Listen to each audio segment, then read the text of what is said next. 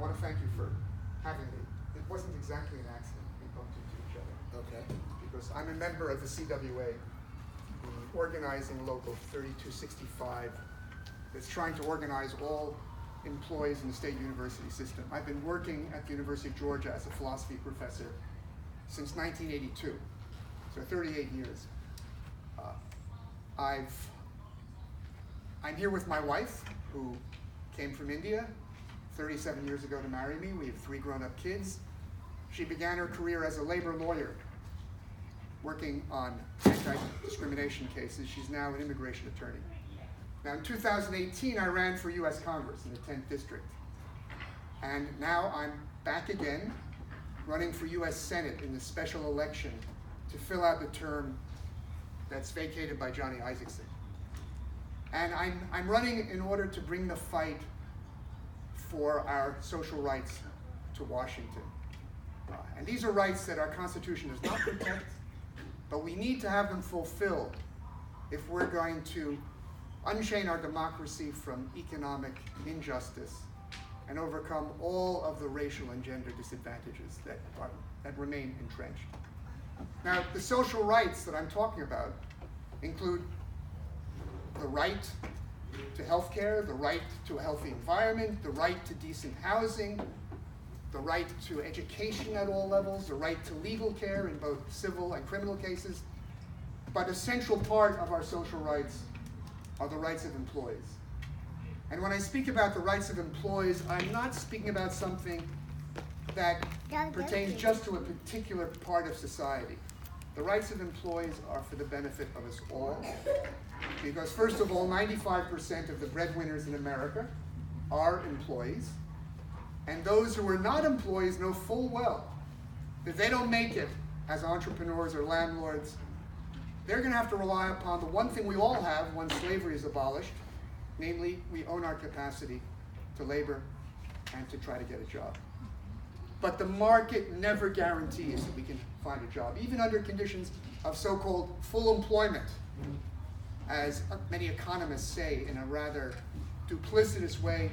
We're still talking about 3 to 4% unemployment, meaning in America 5 million people without jobs, many more millions who have part-time work when they want full-time work, many millions more who've given up even looking. Now that sort of tells you that the first right of an employee that comes before all the others, and is that on which all the others depend, is the right to a job. Because if you don't have a job, you can't enjoy any of your other rights as an employee. And if we're going to enforce, the right to a job, we need to have a federal job guarantee, which means that anyone who cannot find a job in the marketplace will be able to turn to our government and find a job offer. It's not going to put other people out of work, because it's going to be a job that will provide the goods and services that the marketplace is not providing, but that our communities need. And that involves not only rebuilding our infrastructure, putting in green energy, providing public transportation, providing affordable housing, fixing up dilapidated housing, improving our environment, improving our schools, our health facilities, providing all the human services we need, bringing the arts to our communities. All of these matters are things that we need to do. And we can put everyone to work. Everyone will have money in their pocket. This will be good for the economy at large, and it will eliminate the fear of firing that hovers over the head of all of us who do have jobs. So this is a transformative measure. Obviously, you cannot shut down the school to prison pipeline unless everyone knows, coming of age, they can have a job awaiting them. We can't put a brake on mass incarceration unless everyone knows they have a meaningful job awaiting them that is legal. And we can't put an end to the sad spectacle of veterans who come back and have no job and are homeless. Now, when I speak of a federal job guarantee, we're not talking about putting people to work at poverty wages. We're talking about putting people at work not for living wages, but for fair wages. And that means establishing a new minimum fair wage. A living wage of $15 an hour is deficient in three respects. First of all, it is actually a poverty wage. You cannot live decently for $15 an hour. It is an invitation to homelessness, because according to the government's own figures, in no American city can you rent a one-bedroom apartment if you make $15 an hour. And it also does nothing to prevent increasing inequality in wages and wealth. A fair wage, by contrast, gives us enough to live decently, and it keeps pace with the growing prosperity of the nation. In other words, it's a wage that's adjusted not only for inflation, but for the gains in productivity that all of us should share in. And that means we're talking about a fair minimum wage starting at $20 an hour and up.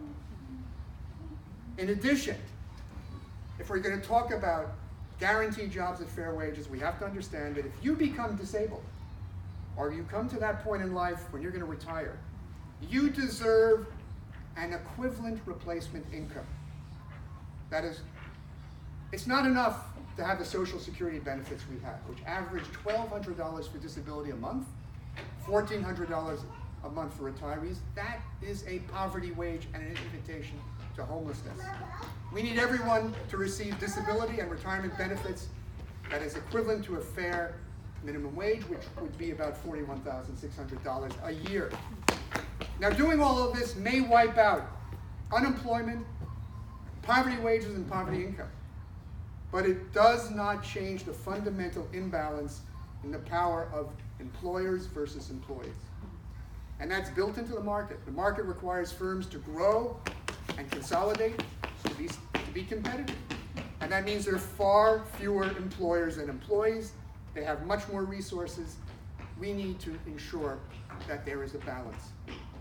And to do that, we need to have two radical measures that we have never really properly discussed. And one is, we have to ensure that at every workplace involving multiple employees, including part-timers, gig economy employers are required to engage in collective bargaining with the elected representatives of their employees. We don't have elections to determine whether there will or will not be a union. We have elections to determine who will be the union, who will be the union representatives. We stand up for 100% unionization at every single workplace with multiple employees.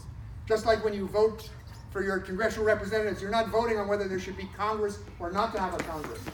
You're voting on who will represent you.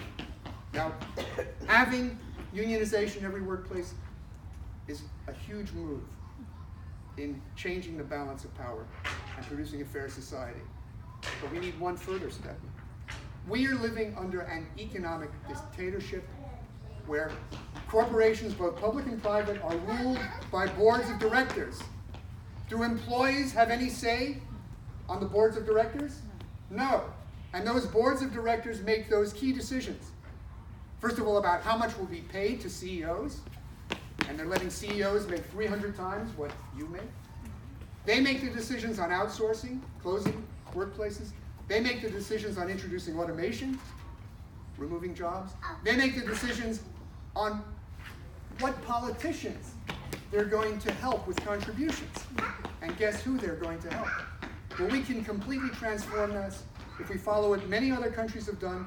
Countries with the most vibrant manufacturing sectors and highest paid workers, they ensure that on the boards of directors, employees have half the seats. We need to have fair employee representation on boards of directors. And then we can change from within what is happening at our workplace and have a fair say. Now, all of these measures are huge steps forward, but we have to add 3 measures against developments that are being pushed ahead by employees to undermine full-time employment and to get around what unions have been able to negotiate. And I'm talking about the way in which employers are hiring more and more contract employees and more part-timers, and they're using the gig economy where they can use cell phones to hire people to work anywhere in the world at any time with no guaranteed amounts of hours, no benefits. We have to stop that. And we can stop that by requiring that any part-timers, contractors, are paid the same wage as full-time employees and get the same prorated benefits. In addition, employers are now trying to force you to accept agreements where you are going to agree to binding arbitration that takes away your right to have class action suits, to go on strike. We have to prohibit all such agreements that require you to engage in binding arbitration. We also have to prohibit those agreements that are being shoved down many workers' necks that require you to accept a so-called non-compete clause, which in many industries means that if you end your employment at one employer, you're not allowed to get a job in the same industry for several years. We have to end that. Now finally, there are two other major areas of employee rights. One pertains to securing the balance between work and family. The other has to do with securing our right to run for office as an employee. Now, if we are going to balance work and family so we can work and take care of our family, first of all, we have to outlaw something that most other countries have outlawed, and that's mandatory overtime. In this country, employers are allowed to tell you, you have got to work overtime, whether you like it or not. You'll be fired if you don't. And so how can you maintain your family life? And if you're stuck with mandatory overtime, it increases accidents on the job because you're tired. It puts you under stress that is not good for your health. So we need to follow other nations in banning that practice. We also have to do things that allow you to ensure that you can take care of your family. We have to have not unpaid, but paid family leave. We need to have paid parental leave so that when a newborn comes into the world, you can take care of it and you still get your income. And that should apply to both men and women for at least 9 months, like other countries have. And we need to have, like every country in the European Union, 1 month paid vacations so we can spend quality time with our families. Now, this will go a long way also in ensuring that those parents who have the biggest family responsibilities can advance their career. And in our country, we're talking about women who are by and large far and away the dominant gender in single parent households, and they're the ones who are taking care of the elderly. And we need to ensure that everyone can do their work and know that their families are taken care of. Now lastly, we need to recognize that although we supposedly have the right to run for office, if you are an employee, you have 3 strikes against you. First of all, if you run for office, and it's a major race, you have to spend all your time campaigning. That means you have to give up your job. That means you have no income. Can you afford to do that? Secondly, in America, when you give up your job, you give up major benefits like health care, retirement. Who can afford to do that? And thirdly, when you run for office and you lose, can you be sure your employer is keeping your job waiting for you? No. So as the last employee right I want to discuss, we need to ensure that any employee who runs for office and has to go on unpaid leave be paid an equivalent to the minimum fair wage during the duration of the race, and they be guaranteed to be able to get their job back. If we fulfill all these employee rights, we are in a new world. We are, in a sense, forging a new birth of freedom. And you should demand that anyone who you are going to support is going to stand up for a genuine employee bill of rights. Now, I'm running as a Democrat. I have to say the Democratic Party has not stood up for these rights. Certainly the Republican Party is not doing it. I presented a version of this to the Platform Committee of the Democratic Party. They didn't do anything, and frankly, the Platform Committee is completely inactive. The only way we can push the envelope is, frankly, for candidates to come forward with the kind of positions that are going to change the direction of the party and our nation. I'm trying to do that. I will need your support. On the sheet, I give you my contact information. I have a website, winfieldforsenate.com. You can reach me by email as well, Richard Dien Winfield at winfieldforsenate.com. And I'd be happy to discuss all these measures. They seem bold, they seem radical, but they're all doable. And if we do them, we're not going to be in a situation where we have these factories such as those from Korea and all the auto plants that have opened in this country that are of German companies, Korean companies, Japanese companies that have no unions. They will be required to unionize, whether they like it or not. And there will be elections held to elect who the union representatives will be. And there will not be elections to determine whether there should be a union. No, we're going to accept the fact that this is a fundamental social right. Every workplace is going to have a union, and we're going to have a chance to vote for who our elected representatives will be.